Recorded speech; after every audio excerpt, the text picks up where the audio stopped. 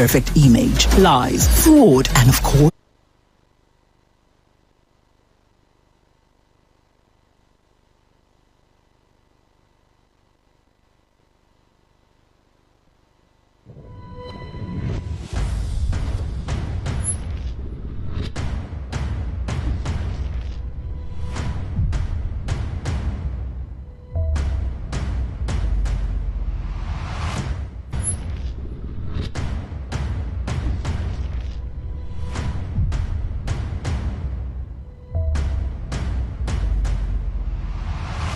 Adbn, Advocate Broadcasting Network.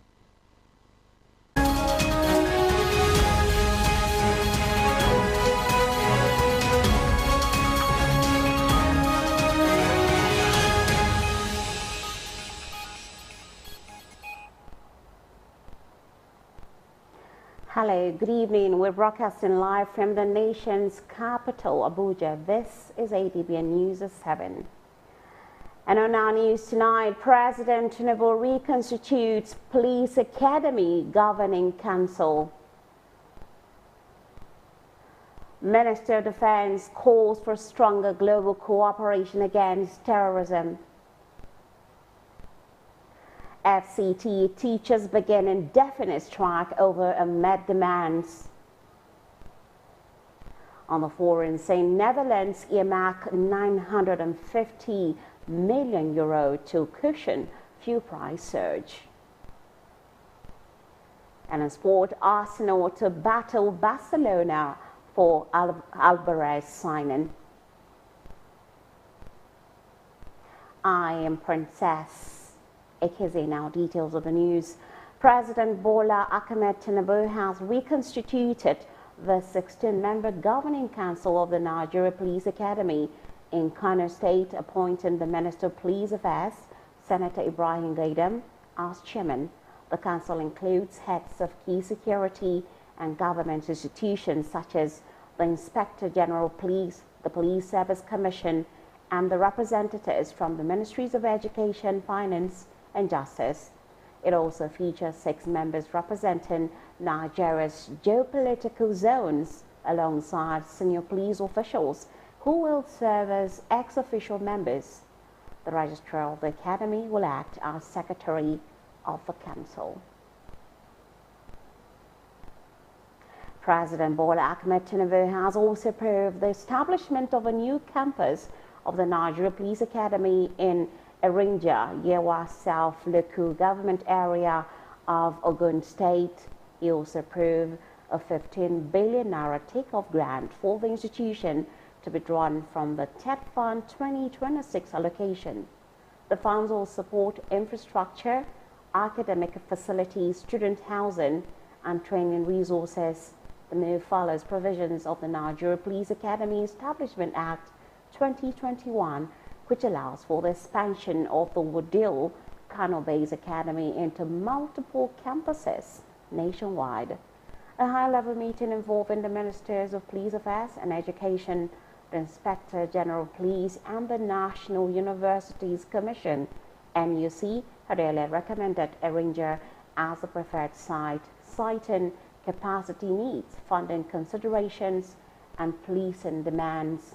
The presidency says the expansion is aimed at strengthening police training, institutional development, and national security. In other report, retired members of the Nigeria Police Force today protested at the presidential villa in Abuja, demanding that Bola Ahmed Tinubu sign the police exit bill.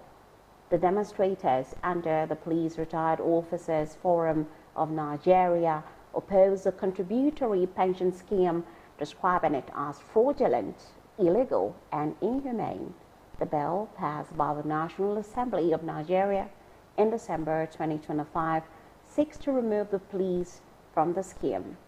Led by CSP Raphael Irowainu, the retirees marched the villa and blocked Gate 8, disrupting traffic while insisting on meeting the president.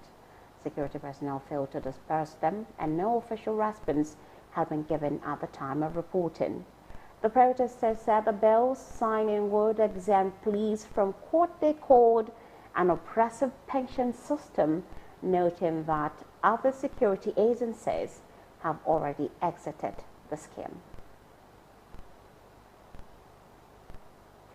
Into other news, Nigeria Medical Association in Ondo has raised alarm over a worsening shortage of doctors in government hospitals, blaming the trend on the ongoing Jabba syndrome driving health workers abroad. State Chairman Dr. Muyiwa Alonge said many doctors have left public service for better opportunities overseas, leaving those remaining overstretched and exhausted. The association said a few doctors still in government hospitals are now handling workloads meant for multiple staff, leading to burnout and reduced efficiency in healthcare delivery, and attributed the crisis to poor welfare, unpaid allowances, and lack of incentives, warning that the situation is weakening the state's health system. The NMA also decried the use of outdated equipment, poor working conditions, and non-payment of allowances, adding that repeated appeals to the state government since November 2025 have gone unanswered. It issued a deadline of April 28, 2026 for the government to implement salary adjustment, pay outstanding allowances, and recruit new medical staff, warning that failure to act could trigger an emergency Congress and possible strike action. Non-academic staff union NASU and the Senior Staff Association of Nigerian Universities (SANU) at the University of Ibadan have accused management of neglecting welfare concerns and failing to honor agreement affecting staff conditions. NASU Chairman Femi Ogunlade said members have been denied entitlement for 3 years despite repeated attempts to engage management, alleging poor communication and exclusion in the review of the scheme of service. The union also faulted irregular promotions and inconsistent application of agreed promotion criteria across departments. SANU Vice Chairman Olutola Olubi said the association has received no meaningful response to several letters since 2023 and warned of possible industry action if issues remain unresolved. Both unions call for fairness, transparency, and improved dialogue in handling staff welfare matters.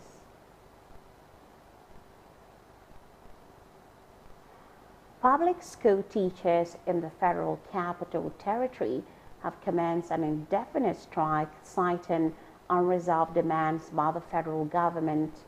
Schools, including Lear Primary School in Garki and Government Science Technical College, were deserted on Monday with no teachers or students present. The action follows a directive by the Nigeria Union of Teachers after a 7-day ultimatum to Nyeso Week expired without response.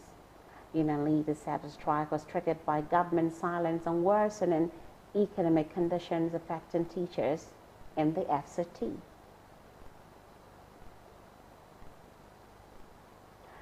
Behavioral change and stronger education systems have been identified as key measures to reduce the rising number of out-of-school children in northern Nigeria, where insecurity, poverty, climate pressures, and inequality continue to disrupt learning. The initiative, supported by UNICEF and Education in partnership with Adamawa State Government, aims to improve enrollment, retention, and learning outcomes for vulnerable children in conflict-affected communities. UNICEF officials said the program also promotes access to birth registration, vaccination, and nutrition services. Education stakeholders said the intervention, running from 2024 to 2027 in Adamawa and other Bay states, targets hard-to-reach areas to reduce street begging and hawking among children, especially girls. They expressed optimism that sustained collaboration will expand access to inclusive and quality education across the region. Zamfara State Government has launched a 14-day intensive planning exercise to fast-track education reforms under a state of emergency on education and are strengthening coordination and improving learning outcomes. Overseeing Commissioner for Education, Science and Technology, Abdulmalik Abubakar Gajam, said the exercise focuses on improving school infrastructure, expanding access to education, and enhancing teacher recruitment, training, and professional standards. He noted that security concerns, especially in vulnerable communities, are also being addressed through safer school facilities and transport systems. The committee is also reviewing education policies and harmonizing data across formal and informal systems to better track out-of-school children. At the end of the exercise, a comprehensive reform plan is expected to guide the sector's development over the next 2 decades. No fewer than 536 blind candidates and others with special needs are taking part in the 2026 Unified Tertiary Matriculation Examination across Nigeria, highlighting efforts to deepen inclusive education. Chairman of the JAM Equal Opportunity Group, Professor Peter Okebukola, commended the leadership of the Joint Admissions and Matriculation Board for ensuring equal access to higher education for persons with disabilities. He said the system has removed long-standing barriers and promotes fairness in admissions. The candidates are writing the exam in 11 centers nationwide using tailored support such as Braille, read aloud formats, accommodation, feeding, and transport assistance. Officials say the initiative has improved access and outcomes, with over half of special needs candidates securing admission in previous cycles. Moving on, a member of the Nigerian Senate from Kogi State, Senator Sunday Karimi, has commended the administration of Bola Ahmed Tinubu for avoiding what he described as reckless printing of Naira notes. Karimi, who represents Kogi West Senatorial District, assured Nigerians that the current economic hardship will soon ease, urging citizens to remain hopeful for a better future. He attributed the ongoing economic reforms to policy mistakes of the past, expressing confidence that relief is on the horizon. We are graduating from an economy that has no direction. When a country starts printing money, it's a fake country. That was what we were doing. But Tinubu came and said, no, let's run a perfect economy. It's not been easy, but I can promise you, we are moving to the promised land. Our economy is getting better. Don't mind the borrowing they are talking of.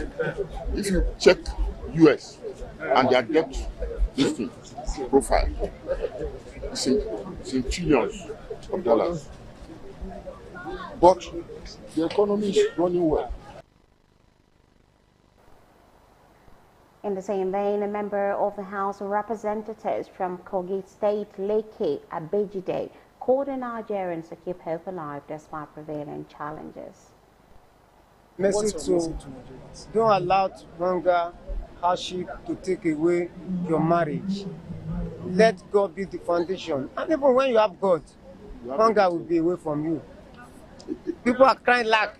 You see people building houses, they say no money. You see estates, no money. New vehicles, no money. People are traveling to America and coming back, no money. People are buying microphone like you, no money. People are doing wedding, no money. Say in doing, talk be saying that during this government, I will get my own. Elsewhere, a governorship aspirant in Nassau State, Senator Aliyu Wadada, has described his endorsement by Governor Abdullahi Sule as a profound call to service, pledge and commitment to unity and continuity in the state's development. Adbn's correspondent Mary Ojiji has more. Addressing journalists at the Nigeria Union of Journalists Center in Lafia, Senator Wadada expressed appreciation to Governor Abdullahi Sule for the confidence reposed in him, noting that the decision reflects a responsibility to sustain and strengthen ongoing progress in the state, as he also thanked President Bola Tinubu for his warm reception during a recent visit to the villa. The decision by Governor Abdullahi Sule goes beyond political endorsement. It is a call to higher service, disciplined leadership, and commitment to the people of Nasarawa State. Governor Sule has demonstrated exceptional wisdom in managing political and developmental landscape of our state. I am deeply honored to be entrusted with the responsibility to build on this legacy. Senator Wadada commended fellow aspirants for their maturity and cooperation, describing their conduct as a reflection of shared commitment to the state's stability. He acknowledged stakeholders across the state, including traditional rulers and political actors, stressing that unity remains essential for progress. We have no other state than Nasarawa State. And no one can do it alone. We all need each other to be able to build on the legacies that have been established in the state before us. Peaceful coexistence of the people or of the people is a critical determinant to how progressive and prosperous the people can be. Senator Aliyu Wadada restated his resolve to justify the confidence placed in him, while calling for sustained unity to consolidate development efforts across Nasarawa State. Mary Ojiji, Adbn News. Stakeholders of the All Progressive Congress APC in Ukanafon, Oruk Anam Federal Constituency have endorsed key political leaders ahead of the 2027 general elections. Adbn correspondent Rebecca Edet reports.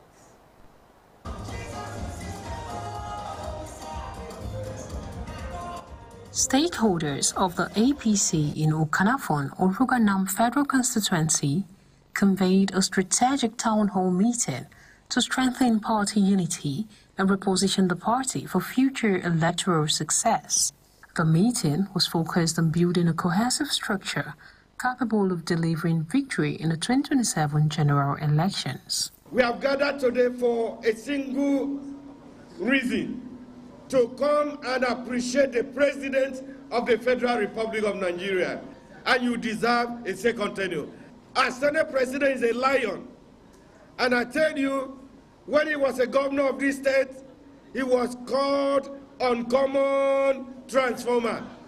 And because he has done very well, I want to tell you that is why we, Ukanafon, Oruwanam Federal Constituency, gathered together today to say, sir, you have done very well. We are going to return you back to the red chamber, giving you 100% vote. 100%. We'll stand by you. We back you up. Anywhere you go, that is where we will go. He is a true son of honor, and may God bless him.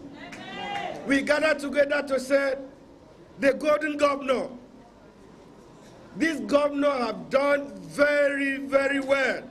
Honorable Godwin Udom also lauded the efforts of the current House of Representatives member, noting that the groundwork being laid would translate into greater development for the constituency.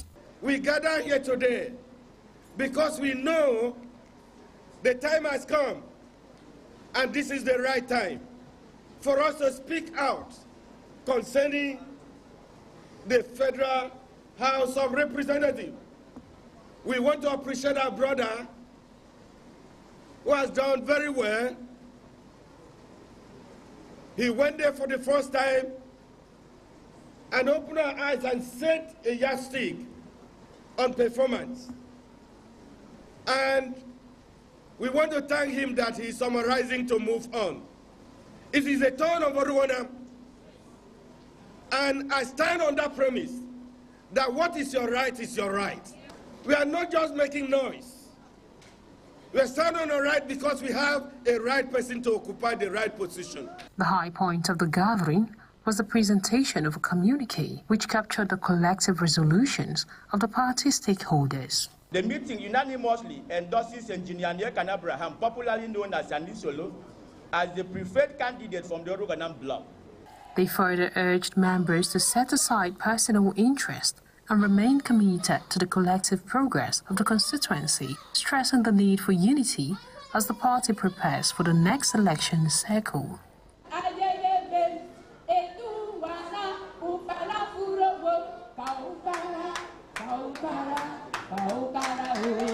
Reporting from Akwa Ibom State, Rebecca Edet, Adbn News. Minister of the Federal Capital Territory, Barrister Nyesom Wike, has reaffirmed his loyalty to the People's Democratic Party, PDP, declaring that he remains a committed member of the party since its formation in 1998.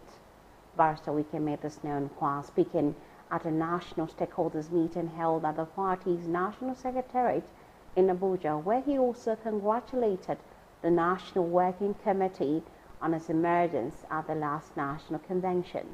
The minister commended the NWC for what he described as a bold step in reclaiming the party's national secretariat for official activities, noting that the venue of the meeting underscores the legitimacy of the current leadership. What shows that you are the authentic PDP is because you are holding your meeting at the National Secretariat. If there's any other PDP, let them come to the National Secretariat and hold their own meeting. So I want to sincerely thank you for that bold step you took. Instead of us hiring hotels and other areas, you made sure that we reclaim our National Secretariat. NWC to put aside an internal dispute behind it and focus on rebuilding the party by setting up a high-level committee to engage members who recently defected. There must be a period of crisis. Nobody can say that in his family or her family, everything has been going on smooth. No, sometimes it will be rough. It's the ability for you to withstand those challenges. And I thank God for the grace of God. We have had a period of crisis. Now we are together to make sure this party moves forward. I want to commend all of you, the leaders who, throughout this period, still remain faithful and committed in spite of all temptations for you to have abandoned your party, said no, that you continue to be here. I want to thank all of you. That shows people who are loyal. That shows Tikaski remains a member of this party. Addressing key stakeholders at the meeting, including former Senate President Bukola Saraki and several former governors, the minister cautioned against writing off defectors, emphasizing the need for reconciliation and inclusiveness. The meeting ended with a renewed call for unity within the party, as Wike urged the leadership to demonstrate a distinct and effective leadership style capable of restoring public confidence and strengthening the PDP ahead of future political engagements. Federal government has dismissed claims of revenue diversion from the Federation Account Allocation Committee, FAC, insisting all deductions are lawful. Minister of State for Finance, Taiwo Oyedele, said reports of missing funds misrepresent a World Bank analysis and reflect misunderstanding of Nigeria's fiscal system. He explained that FAC deductions cover statutory transfers, refunds, cost of collection, and other legitimate government obligations to states and agencies. Oyedele added that ongoing reforms are improving transparency and boosting revenue distribution, urging accurate interpretation of fiscal data to avoid public misinformation.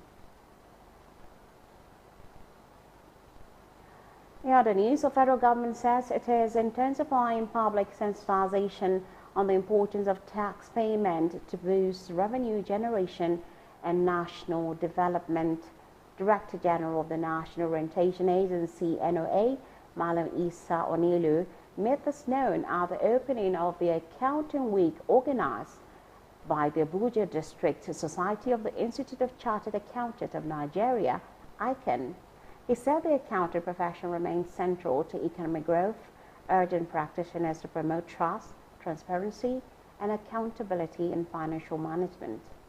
ICANN Abuja District Chairman Dr. Michael Barra said the institute is committed to supporting Nigeria's economic sustainability and promoting tax compliance through value reorientation. The seminar featured discussions of public attitudes towards taxation and strategies to improve voluntary compliance. Federal government has called for an enhanced international collaboration to address growing global terrorism threats.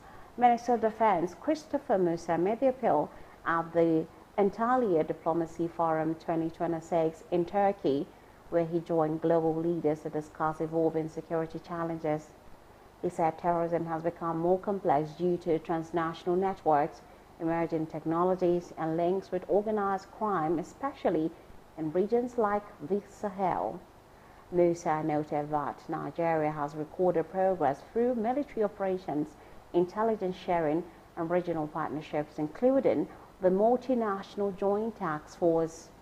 He stressed that effective counterterrorism depends on trust, transparency, and coordinated intelligence sharing among nations.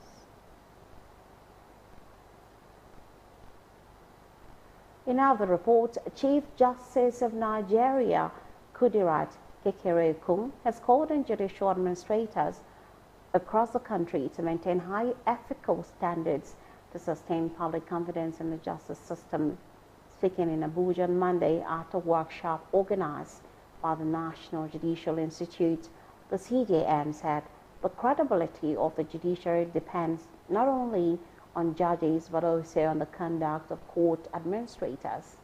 She stressed that court officials play a critical role in ensuring cases are properly managed, records preserved, and court processes efficiently handled, describing them as essential to the justice delivery system.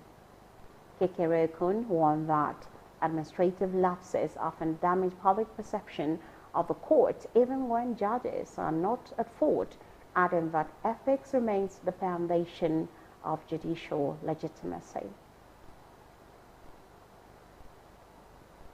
You're watching Adbn News at 7. Stay with us for more stories after this break. Welcome to FCT in Focus, your window to the vibrant heartbeat of Nigeria's capital. We dive deep into the core of the FCT, exploring how key policies and decisions shape lives across the city. From exclusive insights into the FCT administration to voices from the streets, we bring you stories that matter. Catch FCT in Focus every Saturday and Sunday at noon. Tune in for the latest stories directly from the nation's hearts.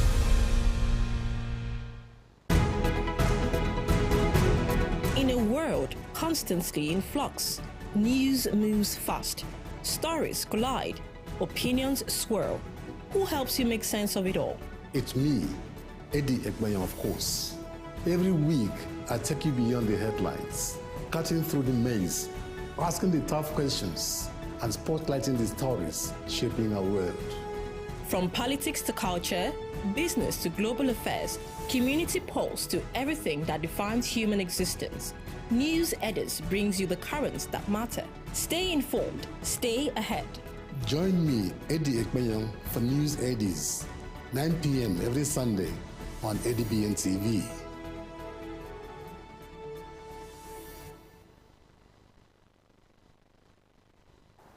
Glad to have you back on the news. Lagos State government has released new cybersecurity guidelines aimed at strengthening digital safety for businesses, institutions, and residents. Commissioner Information and Strategy Bengal Motoshaw said the framework supports Lagos' goal of becoming a secure, globally competitive digital hub amid rising cyber threats. The guidelines provide best practices for organizations and align with national laws, including the Cybercrime Act 2024 and the Nigeria Data Protection Act 2023. Officials say the measures are advisory aimed at promoting digital trust, protecting assets, and supporting a resilient tech-driven economy.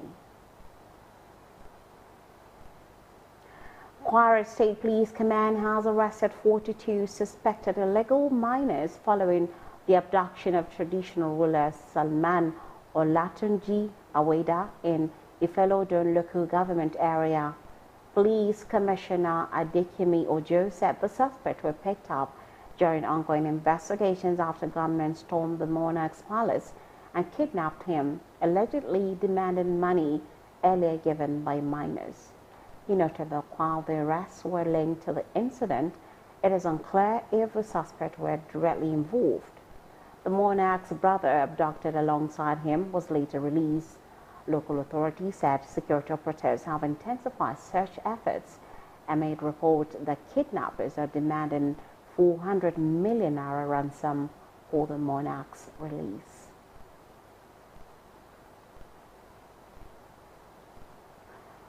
Operatives of the Ogun State Police Command have arrested 4 suspected cultists over an alleged assault and robbery in Ilaro, Yewa South local government area.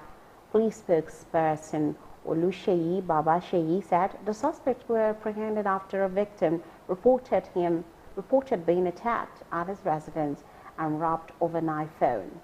Recovered items include a locally made pistol, an axe, and charms. Authorities said efforts are ongoing to arrest other gang members still at large. The Commissioner of Police, Bode Ojajuni, commended officers and reaffirmed a crackdown on cultism and violent crime. Cross River State Police Command has confirmed the abduction of 15 passengers by suspected sea pirates along the Calabar waterways in renewed attack on the Calabar-Oron route.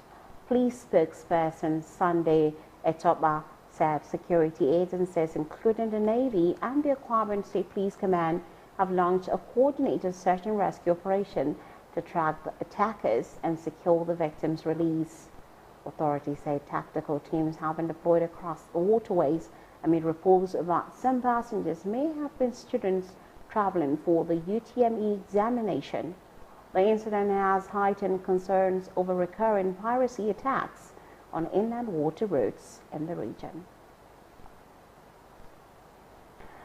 Federal Fire Service says it has the capacity to protect residents of Federal Capital Territory from petrol-related fire incidents.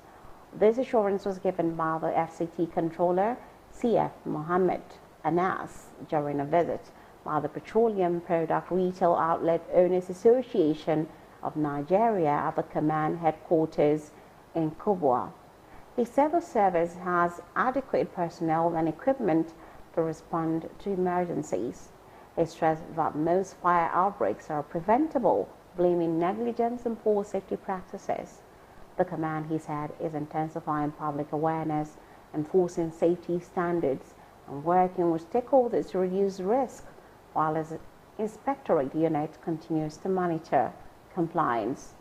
Petron reaffirmed its commitment to safety, with both parties agreeing to strengthen training, safety audits, and communication for faster emergency response. The fire service also urged operators to prioritize prevention at all times.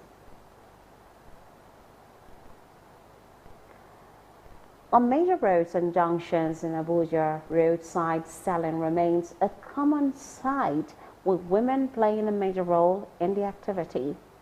With many Nigerians working in the informal sector, street trading continues to provide income for a large number of people, despite efforts by authorities to regulate the activity. In the Federal Capital Territory, women are increasingly visible in this line of trade. Laraba Moray reports. From the Federal Secretariat to roads around the National Assembly, traders line up daily, displaying their goods and offering services to buyers on the move. From fruits and vegetables to snacks and financial services, many set up daily, often early in the day, serving customers and running small businesses. One trader says she started selling vegetables when her previous work could no longer support her family. I sell vegetable, ugu, water leaf, and scent leaf, any kind of vegetable. It's like to help my family because Abuja here, or I don't even know whether only Abuja, the monthly work we are doing cannot even sustain us. But there are days when sales are low. Another trader says she started a point of sale business after struggling to find a job, earning between 3,000 and 5,000 naira daily. The time I was looking for work, so instead of doing 3,000, sometimes 5,000. But even with efforts to stop roadside trading, many say they still return because they have no other means of livelihood. If you don't come, if this umbrella cannot contain me, I can move from here to another place that I will hide myself. After the rain, then I will come out. Then when task force used to come, we run with the one we can run with, the one that you cannot run with. If you enter the hand, that one will go. We still feel we can always come back, face the whole problem, and still help our children and our family. Okay. Authorities have at different times moved traders to designated markets, but many say the cost of getting and keeping a shop is too high, so they cannot stay there. A customer says buying from the roadside is cheaper and more convenient, especially for everyday needs. Like what we get here on the roadside, 200, 100. You find that if you go to shop, you'll be getting it 1,000, 1,500. As Abuja continues to grow, roadside selling remains part of everyday life, raising questions about how traders can be better supported. Laraba Mure, Adbn News. You're still watching ADBN News at 7. Stay with us. We'll bring you stories from the foreign scene and sport decks right after this break. Step into the heartbeat of the world where news meets real talk. From breakthroughs in diplomacy to humanitarian challenges and scientific milestones, Global Digest takes you beyond the headlines and straight to the heart of the matter. I am Amma Marcus. Be a part of the world unfolding stories at 3 p.m. on ADBN, channel 258 on DSTV, and Star Times, channel 140. Global Digest, your window to the world's current affairs, only on Advocate Broadcasting Network.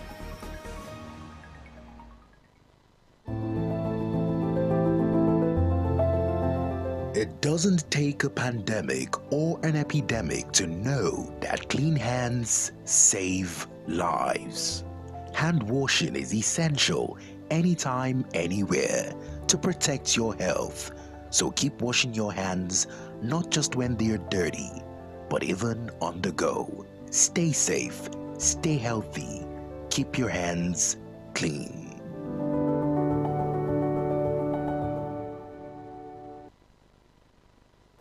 Welcome back. Now on the foreign scene, the government of the Netherlands is set to spend over 950 million euros to support households and businesses hit by rising fuel costs linked to the US-Iran war 2026. Officials said 627 million euros will go to immediate relief, with an additional 340 million euros funded through higher taxes on items such as alcohol. Authorities warn energy prices may remain high even if the conflict eases, and confirm activation of an initial crisis plan as disruptions or shipments through the Strait of Hormuz persist. India and South Korea have set a target to double bilateral trade to $50 billion by 2030 following talks in New Delhi. South Korean President Lee Jae-myung, on his first visit, held discussions with Prime Minister Narendra Modi, with both leaders agreeing to fast-track an upgrade of their 2010 economic partnership deal. Current trade stands at about $25 billion annually, with both sides pledging to expand cooperation in sectors including shipbuilding, artificial intelligence, finance, and defense. The leader said deeper collaboration is key as global supply chains and energy markets face disruptions, stressing that stronger economic ties will drive mutual growth and innovation.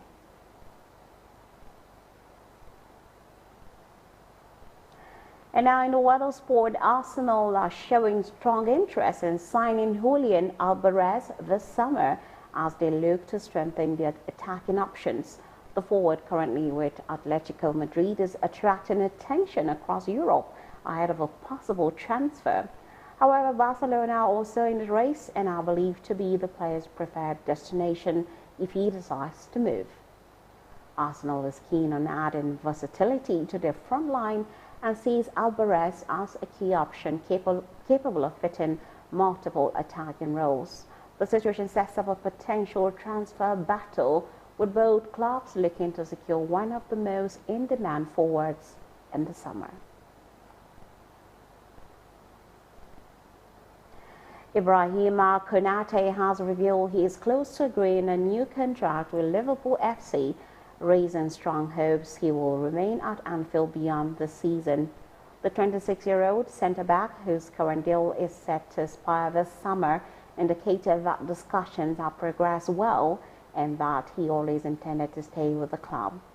Konate, who joined Liverpool from RB Leipzig, has become a key figure in defence, making over 100 Premier League appearances and contributing to major trophy successes.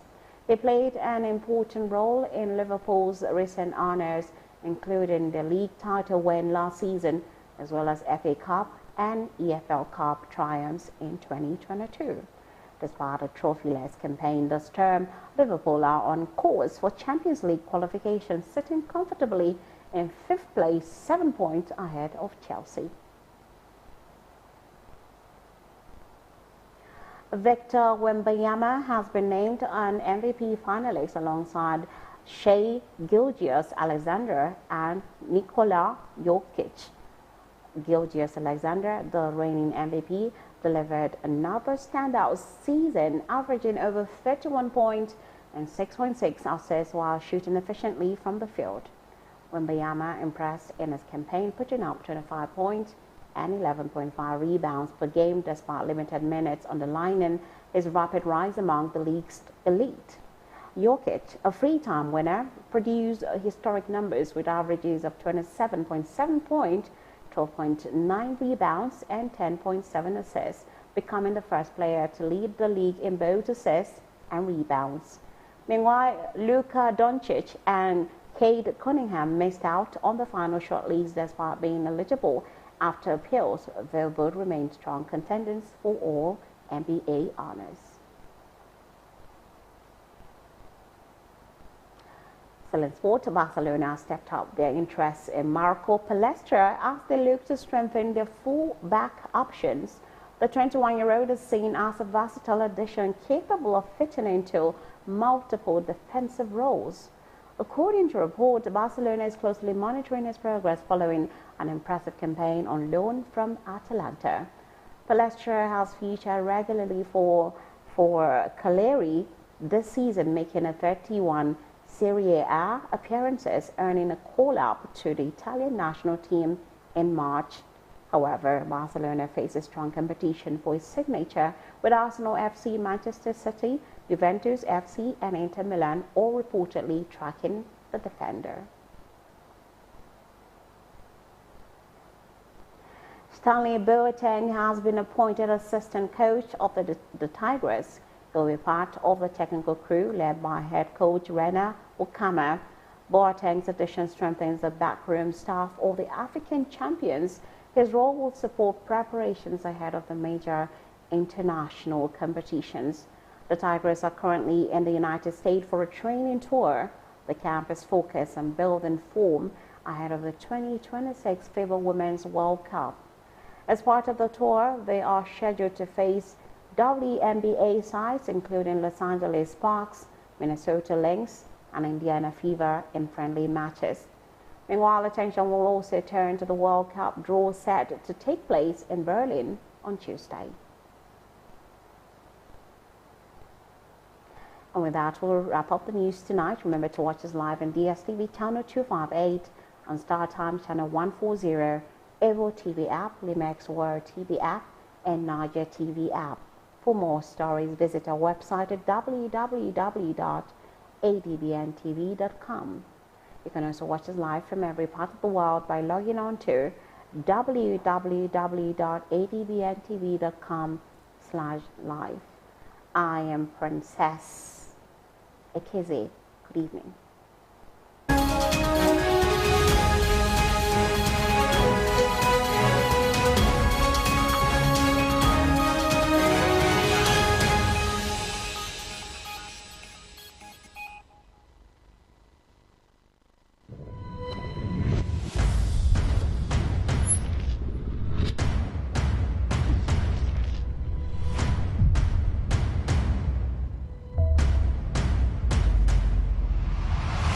ADBN, Advocate Broadcasting Network.